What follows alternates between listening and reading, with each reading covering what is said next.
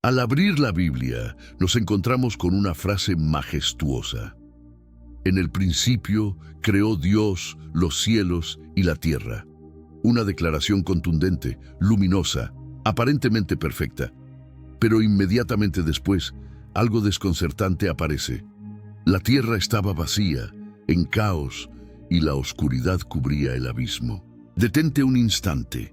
¿Cómo puede una obra recién salida de las manos de Dios estar sumida en desorden y sombras? ¿Puede una creación divina nacer perfecta en un versículo y aparecer devastada en el siguiente? Esa transición abrupta, ese pequeño espacio entre dos líneas, ha sido visto por sabios antiguos como un abismo lleno de secretos, como si entre ambos versículos se escondiera una historia mutilada, un capítulo arrancado antes de que la Biblia comenzara oficialmente su relato. Si Dios crea con perfección, como tantos otros pasajes afirman, ¿qué pudo transformar esa tierra inicial en un vacío opaco, envuelto en tinieblas como si hubiese sufrido un colapso? El hebreo antiguo abre aún más el misterio. La expresión tohu va bohu, a menudo traducida como desorden y vacío, no describe algo incompleto, sino algo arrasado, devastado, arruinado. No es el comienzo de algo, es el resto de algo, pero ¿el remanente de qué? Un silencio que no es vacío, sino memoria. Muchos investigadores creen que entre Génesis 1:1 y Génesis 1:2 tuvo lugar un acontecimiento colosal, una catástrofe tan profunda que dejó la creación anterior en ruinas, una era borrada, un mundo desmoronado, quizá una civilización celestial o física que ya había existido antes. Ese blanco entre los dos versículos es, para místicos y rabinos, uno de los mayores silencios de la Biblia. Un silencio que podría encerrar más historia que toda la narrativa posterior. Si esa tierra quedó desolada antes del Edén, ¿por qué el texto no lo explica directamente? O tal vez sí lo explica, pero en metáforas, símbolos y fragmentos esparcidos a lo largo de toda la Escritura. El Génesis no empieza con la creación, empieza con un misterio. Lo sorprendente es que la Biblia comienza como si continuara algo previo. El lector entra en la historia a mitad del camino, como quien encuentra un libro que ya estaba abierto. ¿Y si ese silencio intencional fuera la llave para entender el origen del mal, la caída de los seres celestiales, la aparición de la serpiente, el diluvio y hasta el Apocalipsis? ¿Cuántos relatos podrían haber sido ocultados y cuántos se benefician de que permanezcan ocultos? La luz que aparece antes del sol, otro detalle inquietante. La luz del primer día aparece antes del sol, la luna y las estrellas. ¿Qué luz era esa? ¿De dónde provenía? ¿Qué iluminaba si aún no existían astros? Algunos intérpretes sugieren que esa luz podría ser el último destello de una creación anterior extinguida, como si fuera el eco luminoso de un mundo que brilló y luego colapsó. La creación antes de Adán, mito, herejía o verdad olvidada. La idea de seres anteriores a Adán no es nueva. El Talmud menciona mundos que Dios creó y destruyó antes de este. Textos místicos judíos hablan de una primera creación espiritual caída. Escritos gnósticos describen una humanidad previa más luminosa. La Cábala enseña que hubo emanaciones y mundos que colapsaron antes del nuestro. Y luego está el libro de Job, donde Dios pregunta: ¿dónde estabas cuando puse los fundamentos de la tierra? Cuando las estrellas del alba cantaban y los hijos de Dios gritaban de alegría. ¿Quiénes eran esos hijos de Dios? ¿Quién celebraba una creación que precede a Adán? La teoría preadámica, una pieza perdida que lo conecta todo. Si realmente existió una humanidad o civilización antes de Adán, esto explicaría el caos entre los dos primeros versículos, las referencias a seres celestiales presentes desde el principio, Las mitologías universales sobre edades doradas, las ruinas antiguas imposibles y la obsesión global con dioses que bajaron del cielo. Quizá Adán no fue el primer ser creado, sino el primero de un nuevo capítulo tras un reinicio cósmico. Un nuevo comienzo sobre los escombros de una historia olvidada. Si realmente existieron seres antes que nosotros, surge una pregunta inevitable. ¿Qué fue de ellos? ¿Fueron destruidos, juzgados, o permanecen ocultos, invisibles, moviéndose entre nosotros mientras esperan el momento en que el velo vuelva a levantarse? Mucho antes de que la serpiente pronunciara sus palabras en el Edén, hubo un trono resplandeciente, engalanado con piedras preciosas y habitado por uno que las Escrituras describen como impecable desde su origen, un ser cuyo nombre se pronuncia con temor, Lucifer. Ese nombre, envuelto en siglos de mitos y especulaciones, encierra más misterio del que solemos imaginar. En Ezequiel 28, se describe a un personaje que supera por completo a cualquier rey terrenal. Habla de alguien que estuvo en un Edén celestial, un ámbito previo al jardín plantado para Adán, un querubín ungido que caminaba entre piedras de fuego, cuya caída fue consecuencia de su corrupción interna. Isaías 14 amplifica la escena. ¿Cómo caíste del cielo, lucero de la mañana? El ser que aspiró a ser semejante al Altísimo terminó descendiendo a lo más profundo. Pero aquí está el punto que suele pasar desapercibido. La caída de Lucifer ocurrió antes de que el hombre existiera. Y si Lucifer fue expulsado antes de Adán, entonces, ¿a dónde fue arrojado? La respuesta más inquietante es también la más simple: a la tierra.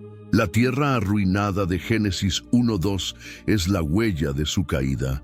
La Biblia describe una tierra envuelta en tinieblas, cubierta por aguas abismales, una tierra que ya existía pero destruida, vacía, desolada.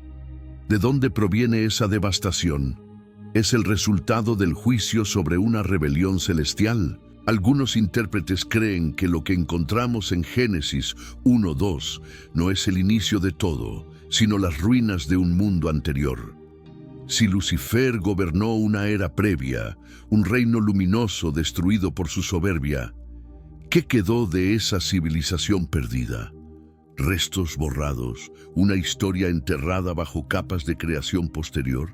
Y si la tierra aparece desordenada y vacía, no porque fue creada así, sino porque quedó así tras un juicio, entonces el sea la luz no es un primer acto, sino un reinicio, una restauración después de un cataclismo cósmico.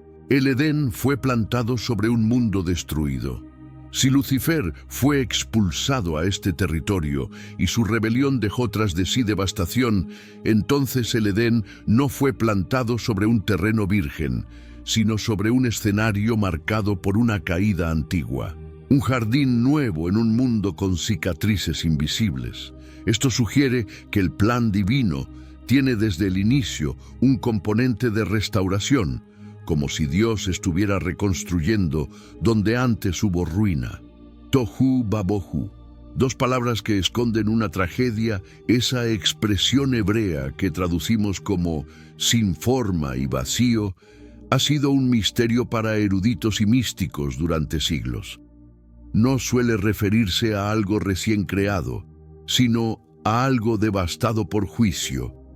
Y lo más sorprendente es esto: Isaías 45:18 afirma que Dios no creó la tierra para que fuese tohu, es decir, la tierra no fue diseñada para comenzar en caos. Entonces, ¿qué ocurrió? El hebreo permite leer Génesis 1:2 como: la tierra se convirtió en caos, se transformó, cayó en ruina. Eso implica un evento entre el creó del versículo 1 y el estaba del versículo 2. Algo tan grande que sumió al mundo en sombra, cubrió el suelo con aguas profundas y dejó la creación en un estado de absoluta desolación. ¿El resultado de qué?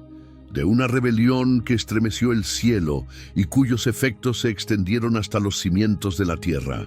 Algunos investigadores bíblicos llaman a esta idea la teoría del intervalo, una propuesta que afirma que entre Génesis 1:1 y Génesis 1:2 pudo existir un período inmenso, quizás de millones o incluso miles de millones de años.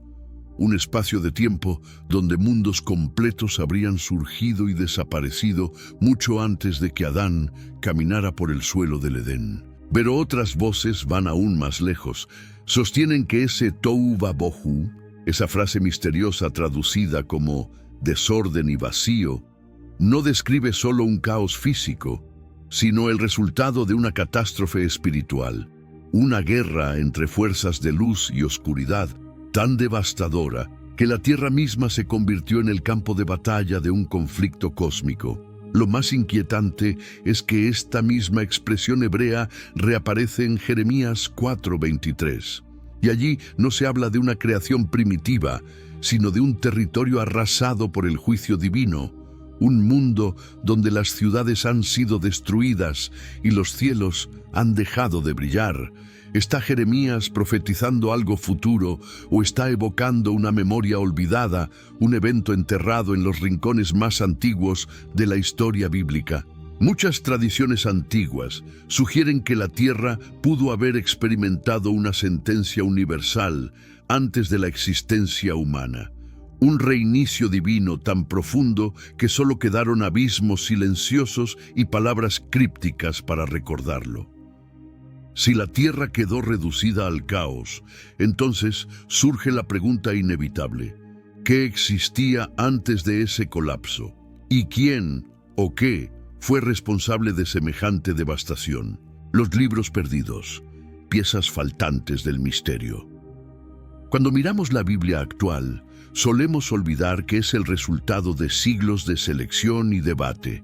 Muchas obras fueron descartadas, algunos textos por considerarse peligrosos, otros por resultar incómodos y otros simplemente porque sus ideas despertaban demasiadas preguntas.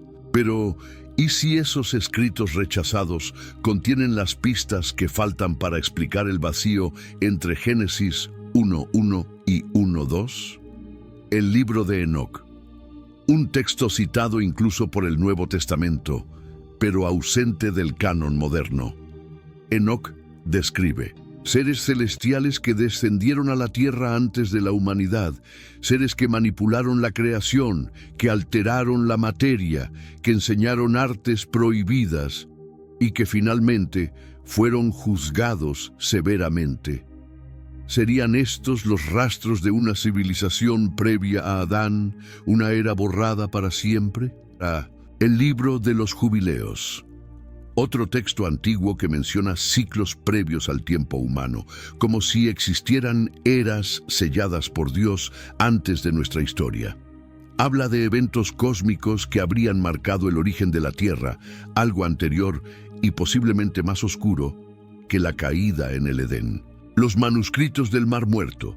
Allí aparecen descripciones de seres que habitaron la tierra antes del hombre, batallas invisibles entre entidades espirituales y juicios donde la tierra fue purificada por fuego y agua, como si un tribunal divino hubiera borrado las huellas de algo que la humanidad no debía recordar.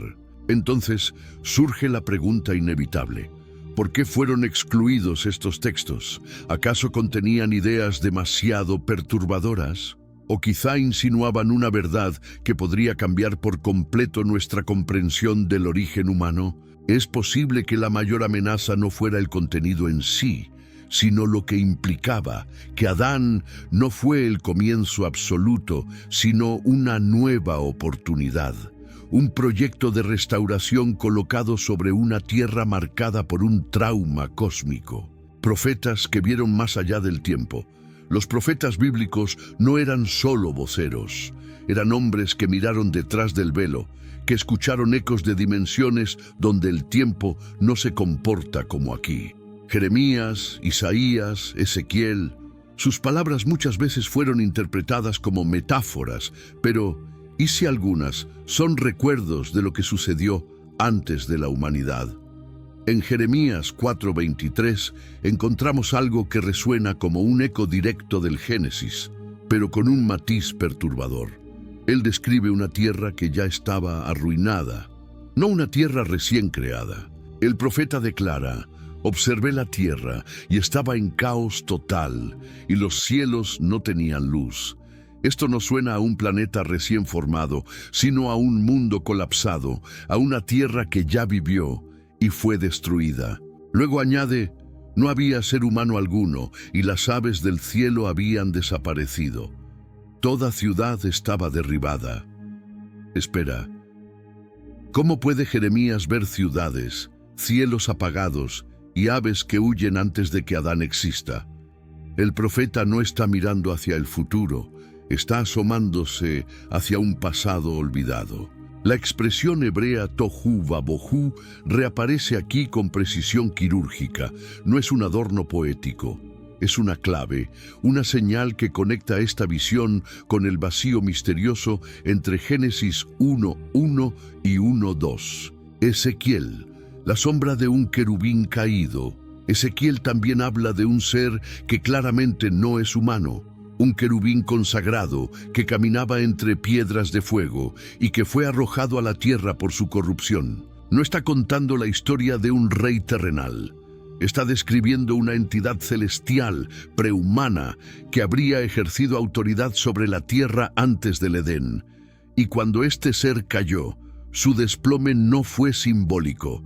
Fue un impacto que desató un colapso tan grande que repercutió en los cielos y en la tierra, dejando una huella de devastación. Isaías, el eco del reino perdido. Isaías profundiza aún más. Habla de la caída de el que iluminaba la mañana, alguien que hacía temblar reinos y debilitaba naciones. Pero surge la pregunta: ¿qué naciones? ¿A quiénes gobernaba si el ser humano aún no había sido formado? Los profetas, sin saberlo quizá, estaban relatando fragmentos de una historia anterior a la historia, piezas rotas de un pasado que precedió a Adán. Vieron ciudades destruidas donde no debería haber ninguna, cielos apagados donde debería haber luz, y una tierra arruinada por juicio, no por creación, como si la Biblia conservara ecos de una herida cósmica, una memoria espiritual enterrada en sus primeras líneas. Un diluvio antes del diluvio. Cuando pensamos en juicio por aguas, casi siempre imaginamos a Noé. Pero antes de él, incluso antes de la luz del versículo 3, ya había un océano cubriendo el mundo. El Espíritu de Dios se movía sobre las aguas. ¿De dónde salieron esas aguas? El texto no dice que Dios las creara en ese momento. Simplemente están allí, dominando todo, como si la tierra estuviera sumergida tras un cataclismo previo. Y las tradiciones antiguas de muchas culturas cuentan historias similares. Los sumerios hablaban de un diluvio que acabó con seres semidivinos. Los babilonios, de un juicio acuático anterior a los humanos. Los egipcios, de una inundación primordial. Los hindúes, de eras sumergidas por aguas sagradas. Los mayas, de mundos destruidos antes del actual. Todas describen el final de una civilización antes de la humanidad moderna. ¿Son mitos o son recuerdos diluidos de un evento real transmitidos durante siglos en forma de leyendas? ¿Y si Génesis 1:2 no es el inicio, sino el final de una era? Tal vez el abismo acuático del segundo versículo de la Biblia no sea una escena de creación, sino el último vestigio de un mundo anterior. El Nuevo Testamento lo insinúa. En 2 Pedro 3:5-6 se menciona que por medio del agua pereció el mundo de entonces. Y el contexto no habla de Noé, habla de otro mundo, uno muy antiguo, uno que desapareció mucho antes de Adán. ¿Qué mundo fue el que desapareció sin dejar huellas? Uno anterior al nuestro, borrado hasta quedar solo silencio. Y cuando observamos con detenimiento la historia de Noé, surge una inquietud aún mayor. ¿Por qué Dios escogió el agua para juzgar de nuevo a la humanidad? el mismo elemento que cubría la tierra antes de que comenzara la recreación en Génesis. Tal vez fue una repetición, un juicio con el mismo patrón, como si la tierra llevara en su memoria un castigo primordial ya vivido antes. Las aguas profundas, más que un mar primitivo, las aguas del abismo, el Tehom en hebreo, no son simples océanos. El texto les atribuye un tono oscuro, casi personal. Parecen un depósito de algo antiguo, algo que fue sumergido, algo que jamás debería salir nuevamente a la superficie. Pero aquí surge una pregunta escalofriante. ¿Y si ese primer diluvio no borró absolutamente todo? ¿Y si algo o alguien sobrevivió? Los hijos de Dios, ¿quiénes eran realmente? Génesis 6 menciona a unos misteriosos hijos de Dios que al ver la belleza de las hijas humanas descendieron y se unieron a ellas. Pero antes de ese episodio, ¿dónde estaban esos seres? ¿Quiénes eran? ¿Y cómo llegaron aquí? Muchos intérpretes antiguos enseñaban que estos hijos de Dios no eran humanos. Eran entidades espirituales, seres celestes que existían antes de la creación del hombre, habitantes de una luz primigenia que precedía a la humanidad. Si esto es verdad, entonces ellos ya estaban presentes antes de que Adán caminara sobre la tierra. Los vigilantes, los primeros caídos, los textos apócrifos, especialmente el libro de Enoc, profundizan aún más. Los vigilantes, una orden de seres espirituales, descendieron a la tierra voluntariamente. No vinieron a observar, vinieron a participar, a tocar lo material, a mezclarse con lo terrenal. Su rebelión fue la primera en cruzar dimensiones, y según esos antiguos escritos, su caída alteró la estructura misma de la creación. Podrían haber sido los moradores de aquella tierra previa al caos descrito en Génesis 1:2, un mundo luminoso, armonioso, que se resquebrajó cuando ellos se apartaron del propósito divino, tenían grandeza, conocimiento, esplendor, y cayeron por orgullo, deseo o desobediencia. Reinos perdidos antes del hombre. La tradición rabínica más antigua habla de 7 mundos previos a la creación del hombre, todos destruidos por rebeliones de seres espirituales. Ciertos textos cabalísticos incluso sugieren que la luz original del universo se fracturó, y esos fragmentos formaron tanto los mundos visibles como los invisibles. Fue esa ruptura cósmica la que originó el caos que vemos entre Génesis 1:1 y 1:2. Pero ahora viene la pregunta más inquietante de todas. ¿Dónde están ahora esos seres? Si fueron juzgados, ¿qué destino tuvieron? Algunos dicen que fueron confinados en abismos sellados. Otros creen que habitan entre planos espirituales, y hay quienes sugieren que se esconden dentro del mismo tejido de la creación, influyendo culturas, civilizaciones, tal vez incluso religiones. ¿Y si la tierra antigua fue su hogar? ¿Y si la oscuridad sobre la faz del abismo no fue solo ausencia de luz, sino la presencia de aquello que fue arrojado allí? Tal vez los primeros caídos no desaparecieron. Tal vez siguen actuando en las sombras, moviendo piezas, esperando una nueva oportunidad para resurgir. El tiempo antes del tiempo. Una de las curiosidades más perturbadoras del Génesis es esta. El tiempo, tal como lo entendemos, no inicia hasta el 4.º día. Los 3 primeros días de la creación existen en una zona fuera del calendario humano. Son días sin sol, sin luna, sin estrellas, sin reloj. Eso implica que entre las líneas del relato bíblico hay una capa de realidad que no obedece al tiempo lineal, una era previa al tiempo medido, gobernada no por horas sino por eventos espirituales.